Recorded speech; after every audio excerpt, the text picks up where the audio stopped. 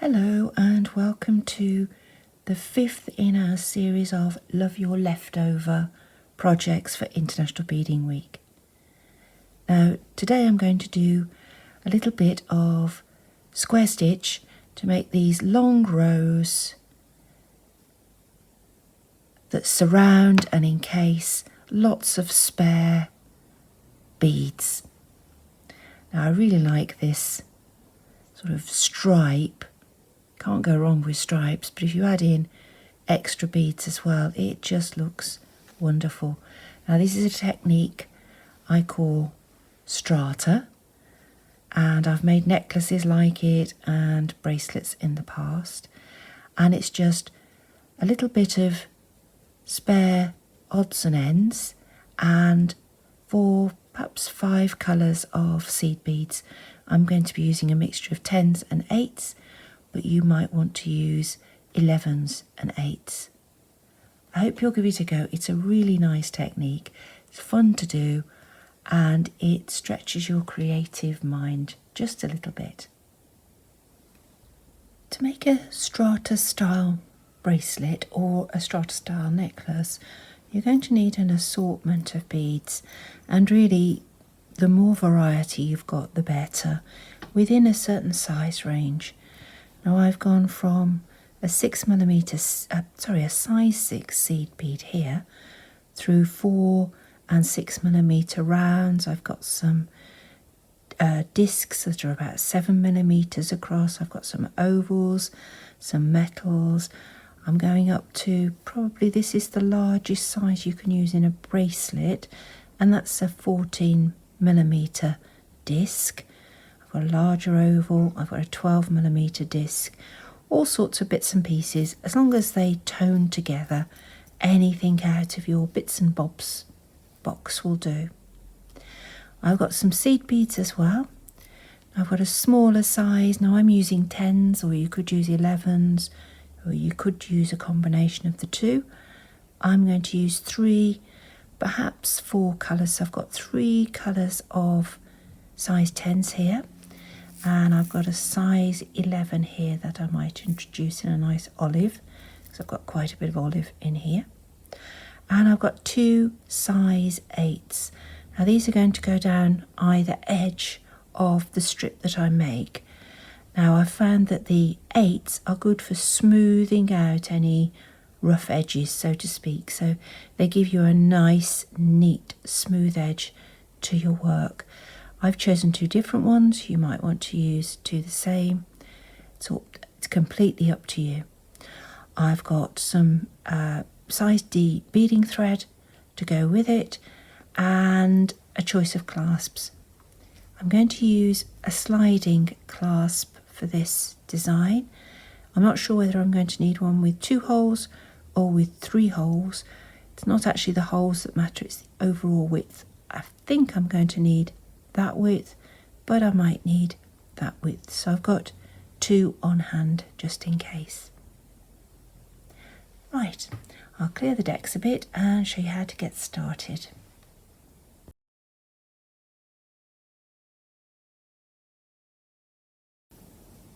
Now I've selected out 7 or 8 of my feature beads for my first row.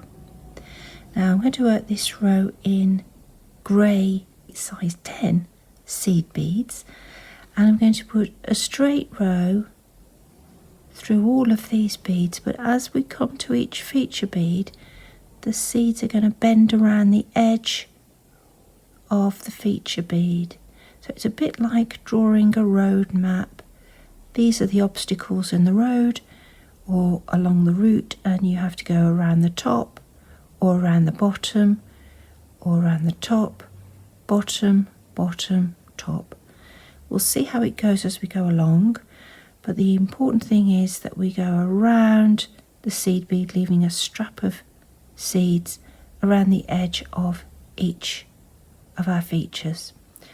We're going to leave gaps in between the features of between 6 and 10 seed beads, and that means that we'll be able to add more feature beads on the following rows. Now I've prepared a piece of size D beading thread. I've got about 1.5 meters, which seems quite a lot, but when you're bending around all of these different shapes, that takes up extra. And I also want plenty left over to smooth the row by coming back along it at some point. So the keeper beads are about 25 centimeters from the end. That's really important because we need to keep the tension. And I'm going to start by putting on about 10 seed beads just to get going. So 3, 7, 8, 9, 10. Right, this is going to be my first feature bead. Before I thread this bead on, I need to decide how many seed beads will make a neat strap around one side of it. Now, I've had a little play beforehand, and I know it's 8 seed beads, so 1, 2, 3, 4, 5, 6, 7, 8. So I put on the 8 seed beads that are going to make the strap, and then I put on the feature bead. And now if I bend the feature bead back, you can see 2, 4, 6, 8 seed beads just about makes a strap that goes neatly around the edge. So let's pick this up, and I need to go through those 8 seed beads to point towards the feature bead. So I'm coming away from the clasp towards the feature bead that has dropped away at the moment. As I pull through, the strap curves around the feature bead. I'm going to reinforce that by going back through the feature bead and forward through the new beads again. It's just because this is a crystal bead, and where the thread comes in and out of the holes, it's making quite an angle. That being said, I'm going to reinforce every strap I do just to make sure that it keeps the beadwork nice and neat. Right, we're going to move on to this bead next, but I want to put some spacers in, so I think 8 spacers will be enough here. So we've got 5, 6, 7, 8. There we are. Now I need to put on sufficient seed beads that will make a strap around this bead. Now this is an 8mm pearl, and I know from experience that 9 seed beads will make a good strap around one of these. So I'm going to put on 9 size 10 seed beads. 3, 4, 5, 7, 8, 9. Then my feature bead. I'm going to do exactly the same as before. Count back my 9, 2, 4, 6, 8, 9, and pass through the 9 towards the feature bead.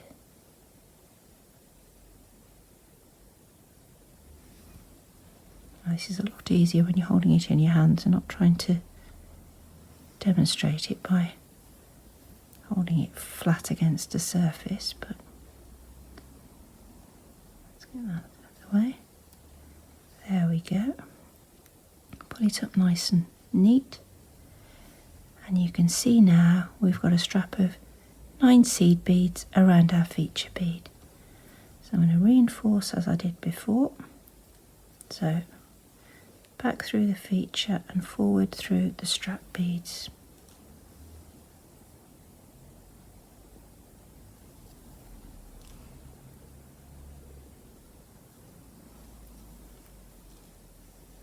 So at the moment they both appear to be going underneath the feature bead, but I only have to flip it. Got one under, one over. Right, now the next feature bead is quite a big one. Now this is 12mm across, so I need to make quite a bit of elbow room between this one and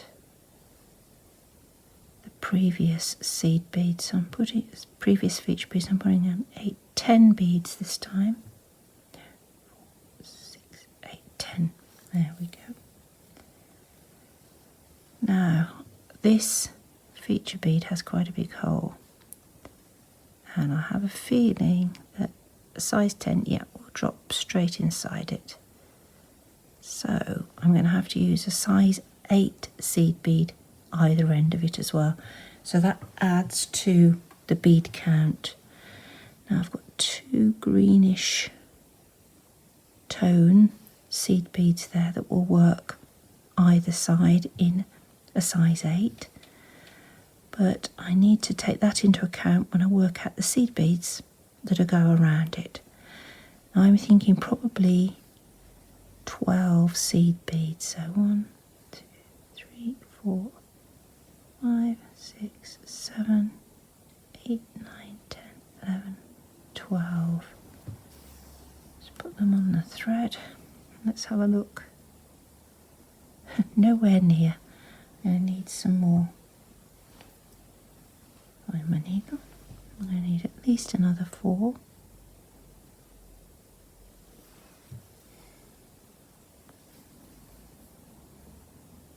That's better, and remember I've got to leave the space for those size 8s as well, so I think that's right. So I've got 14 beads there, I think. No, I've got more than that. I've got 10, 16 seed beads. Right, so let's push those up to the previous ones, and then my bead combination. So it's a size 8, my feature bead, and the size 8. And then I've got to count back 16 seed beads and go through those. 4, 6, 8, 10, 12, 14, 16. So, through the 16. Do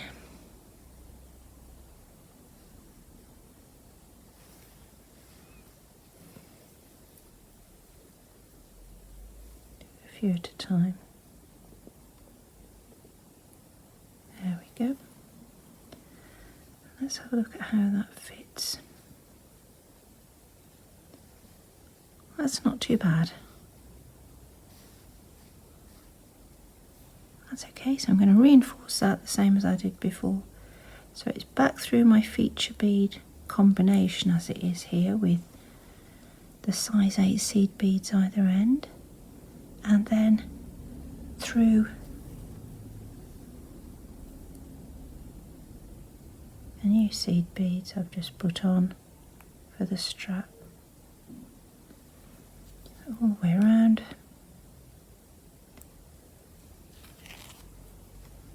There we go. So we'll strap around that one now. So I'm going to continue along my feature beads until I've got a length that is the right size for my bracelet, plus a length of about 10%, because the next row is going to put some kinks into these intermediate parts, and that will make the bracelet shrink. Now I've done as I did previously, and I've cut myself a piece of paper to make a strip, and I need to check the size on my wrist. So if I see I've just got a slight overlap, I'm going to trim that off.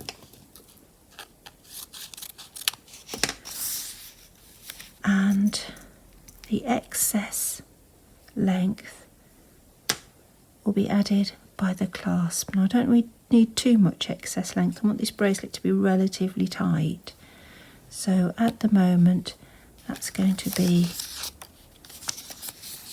around my wrist with a gap, a bit like that. So I need to make this row of beading this long plus about 10%, which is about the length of the clasp. I'll be back to you when I've made it up to that length.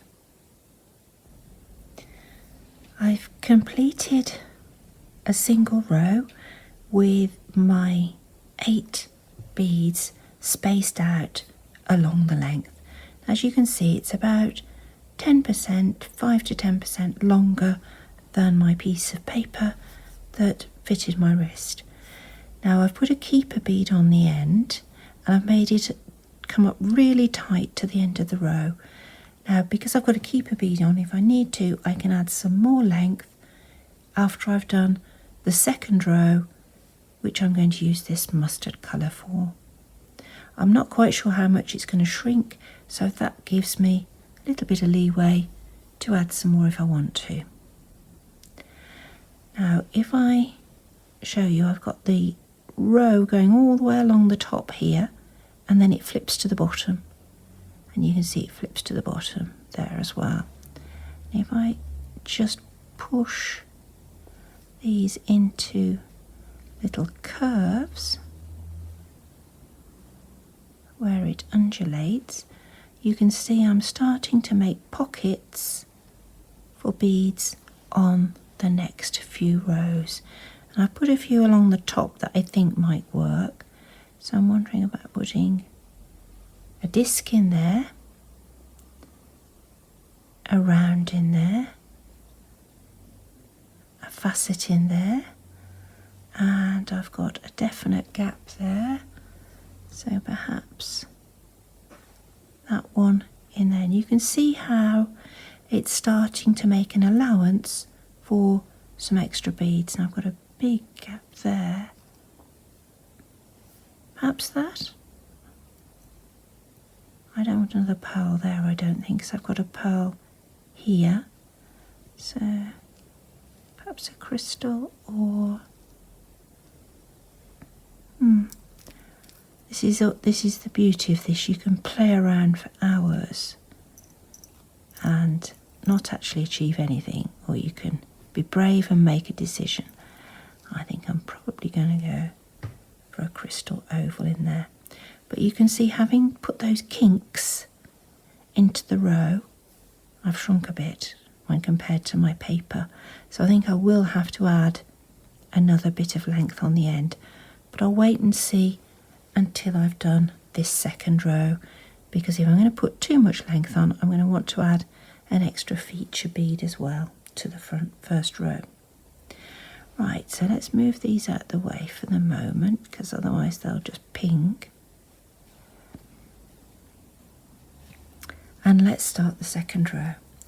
Now, I've left this end of the thread loose, and I'm going to start a new thread for the second row.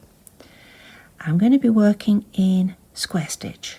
Now, square stitch brings two beads up parallel, but to start with, the needle has to be pointing in the opposite direction than the direction of the subsequent rows. So I'm going to pass through about 5 seed beads on the end of the work to emerge at the beginning of the previous row.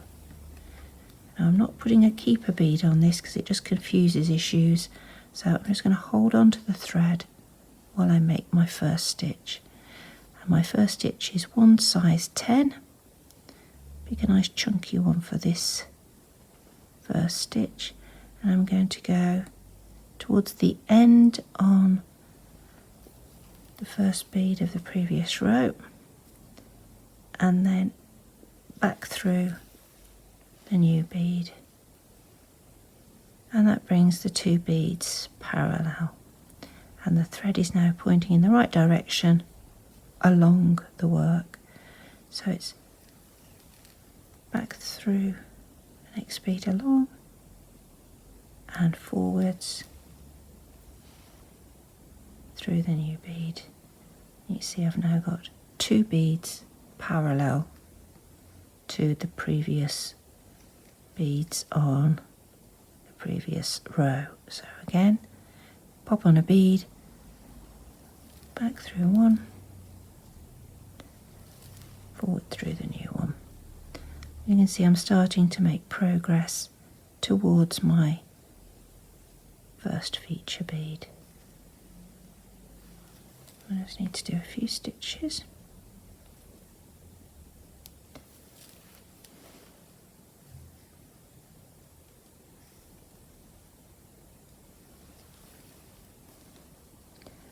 This first little bit will give you a little bit of respite from all the creative thinking you're going to have to do as we progress along the length. Now, if I was doing this without commentating on it at the same time, I would probably have added another feature bead in already, but I want us to get a nice start to our length of square stitch. Let's pop that down. You can see I've matched up bead for bead all the way along, and we're approaching where the row goes up and over this feature bead. Now I'm going to put in one more single stitch there, and then I might have to think about doing something to accommodate this bend in the previous row. So let's put on one more plain stitch.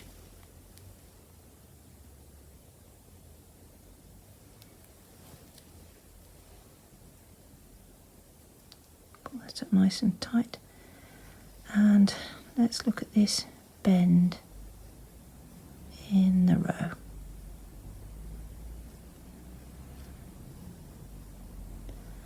Just going to come in a bit tighter so you can see. And if we have a look at that, you can see that as the previous row rises up, there's probably not going to be room to fit in two individual stitches. They're going to clash. So I'm going to do a decrease stitch.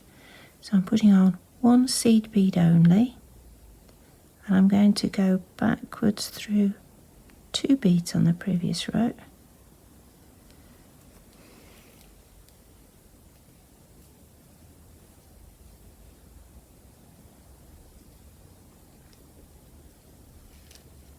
So it's back through 2 beads, this one, and then forward through the new bead on the new row. If I put that down, you can see that that's helping the previous row to bend. So let's continue with our single stitches on the next bead along.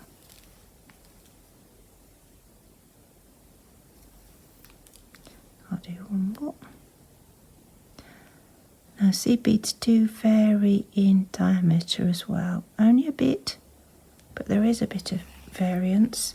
So sometimes you can just use a skinny bead and that will also do the job for you, but for it to be reliable you need to be able to do a decrease stitch. That's bringing 2 beads into one. You can see as I'm coming round the top, my stitches are tending to lean backwards, so I might have to do an increase stitch here to allow this new row to be long enough to go around the edge of the previous row. So I'm going to do 2 more single stitches. Where am I? Let's have a little look. Pop it down. Now you can see that that is leaning backwards, and I'm going to get like a triangular shape above this bead here. So I need to think about doing an increase stitch. Now an increase stitch adds 2 beads to 1 bead rather than a decrease which adds 1 bead to 2 beads. We're now going to add 2 beads to 1 bead. Now it doesn't have to be a very wide increase stitch, this one, so I'm going to use what I said previously, and I'm going to look for 2 relatively narrow seed beads. I don't want chunky seed beads. I've put on 2 new seed beads. I'm going to go back through just 1 on the previous row.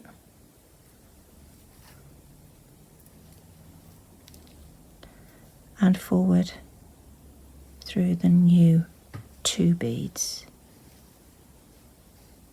And if I pop that down, get all the thread out of the way, you can see that those 2 beads now have filled in that V shape, and I should be able to put a new bead on parallel to the next one along that will continue a nice neat line.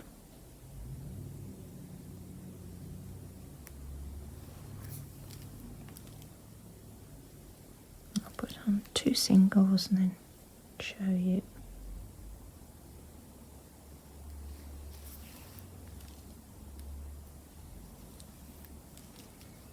Now let's have a little look, and you can see that the mustard coloured beads have come along straight, tipped up to go around the top, increased here and are coming down, and now I'm going to do a decrease stitch here. So that's 1 bead, back through 2, so I'm joining 1 bead to 2 and forward through the new bead. So I've got decrease, increase, decrease, and that means my new row has manoeuvred around the previous row bead. Now I'm going to put 1 standard stitch on,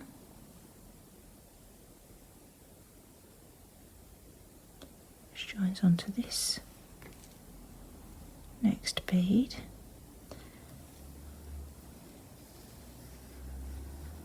and then we're going to have a look at joining in a new bead, a new feature bead, something like that.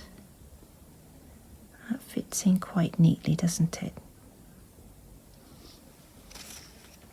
Now I've got a decision to make whether or not I put a curve of these beads around the inside of this new bead, or whether I put a curve of beads around the outside of this new bead. I think it's quite a tight fit to get it around the top, so I'm going to make a curve here, so this will slot in on top of the curve. Now to make the grey row curve to accommodate this new bead, I'm going to have to put in some decrease stitches. That is, add 1 bead to 2 beads, and that will cause the row to do that. So I don't think I need to do more than 2 decrease stitches, so I'm going to put on 1 bead, go back through 2, forward through the new one. Then I'm going to put on a single bead. So if I put 2 decreased stitches together, it will be a very tight bend indeed. Let me just see where I am with that. Can you see it's starting to bend that grey row? That's working quite nicely, isn't it? I'll put another decrease stitch. So it's 1 seed bead, back through 2, and forward through the new bead. Let's have a little look. That's making a nice little nest for this feature bead. Now I need to do a couple of straight stitches to come up the side of this feature bead. So that's 1, 2, 3 straight beads.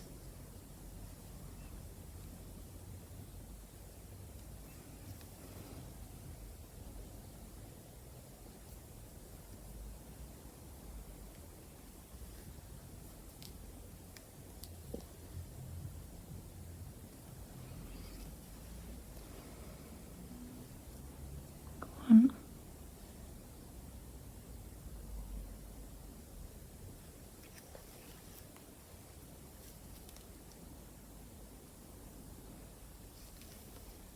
2,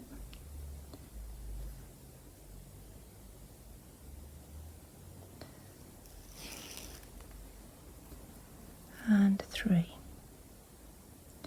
We'll see where we are.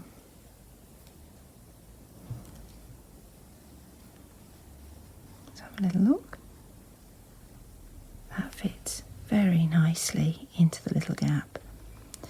Now I need to decide whether I'm going to add this on now, or whether I'm going to remember to add it on when I do the next row along here. Now, I don't think I'm going to remember to add it on in the next row. I'll certainly have lost this particular bead by the time I'm doing the next row. So I'm going to join it in now. So I'm going to go through, back through the new bead.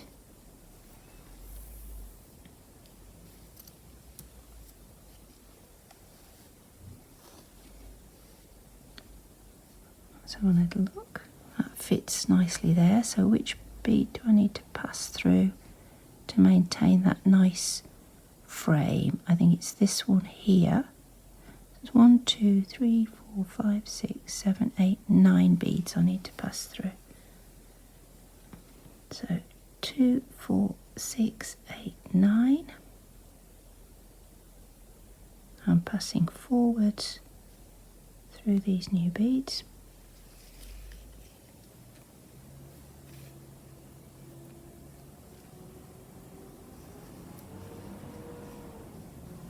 And that's my new little feature bead sitting nicely in place. And I've now got to go around the top of this one, and I'm doing a curve again, going outwards, so I think I'm going to need an increase, single, single, increase, single, single. So increase,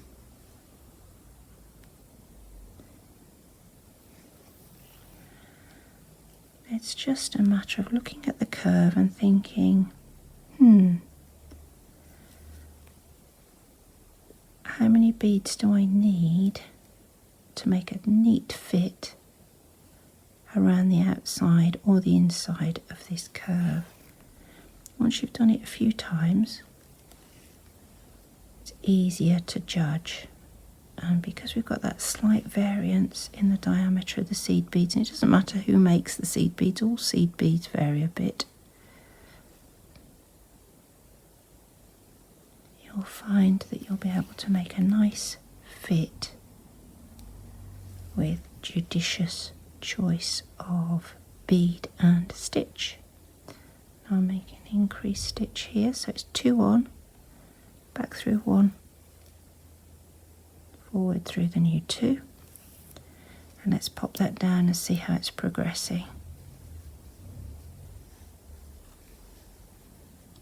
Not too bad. So I've got the line coming straight over the first feature bead, under the new feature bead, and over the top of this one.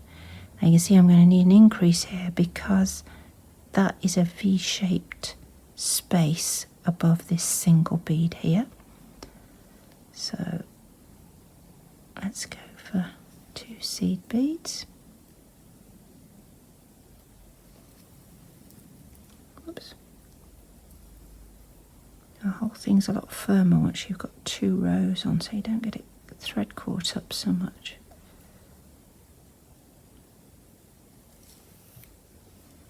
And then a single.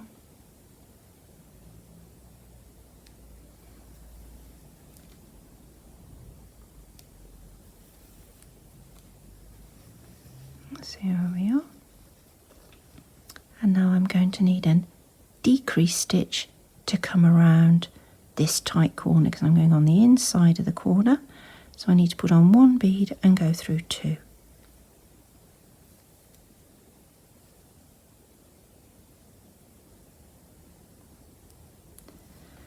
This is a really relaxing thing to do because you're just counting beads, putting on simple stitches. There we go. And you can now see that I've got a nice curve going up and down over these. Now I've got a big curve here, and then my plan was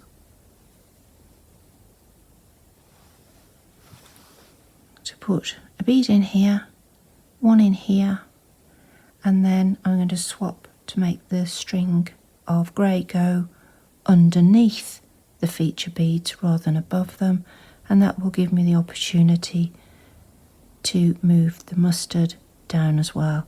So I'm going to do a few more beads and then I'll be back to you and show you where I've got to.